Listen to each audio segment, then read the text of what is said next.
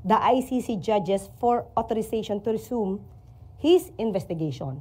Kasi wala po nakita na substansya or mga tamang pamamalakad para po maituloy ang pag-iimbestiga dito locally. Kaya po minabuting ituloy ang pag-iimbestiga ng ICC. So doon na po tayo pupunta at doon nga po nagkaroon na po ng warrant of arrest. At sinasabi nga po rito that the chamber finds reasonable ground to believe that Mr. Duterte is individually responsible for the crime against humanity of murder of the statute as an indirect co-perpetrator within the meaning of Article 25(3)(a) of the statute committed during the relevant period. So, ang pag-uusapan na po natin ay yung warrant of arrest. Dahil marami po ang kumu-question kung meron bang valid warrant of arrest.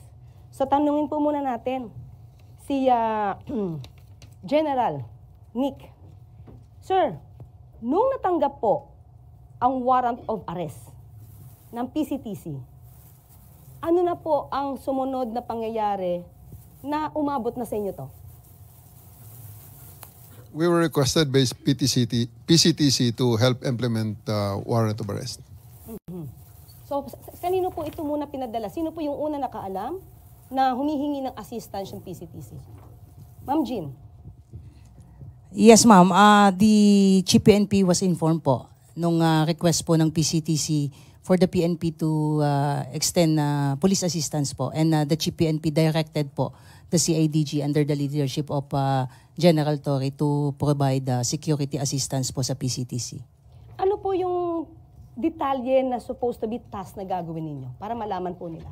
Ang PNP po, ma'am, ay limited lamang po sa pagpo-provide po ng security doon po sa mga mag-i-implement po ng warrant through the Interpol mechanism po. So kaya nandoon po yung PCTC, and in fact, it was the PTC Executive Director po ang nag-inform po sa ating pong dating Pangulo at nandoon po yung mga prosecutor po ng DOJ at ang PNP po in the person of General Torre po was there to provide security po.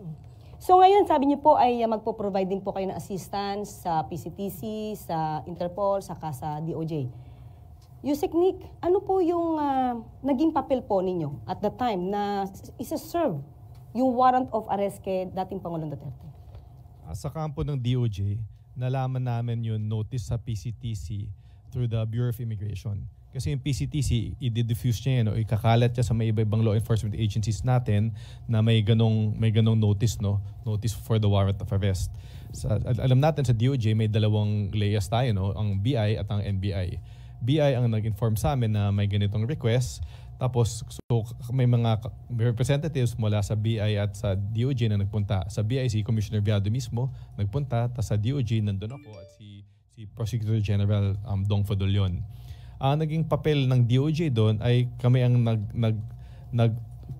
ang naging competent authority, no, or competent judicial authority upang saksihan ang buong pagpatupad ng warrant of arrest at siguraduhin na sumusunod ito doon sa mga kinakailangan ng ICC upang ma-properly ma-deliver si PRRD sa kanila.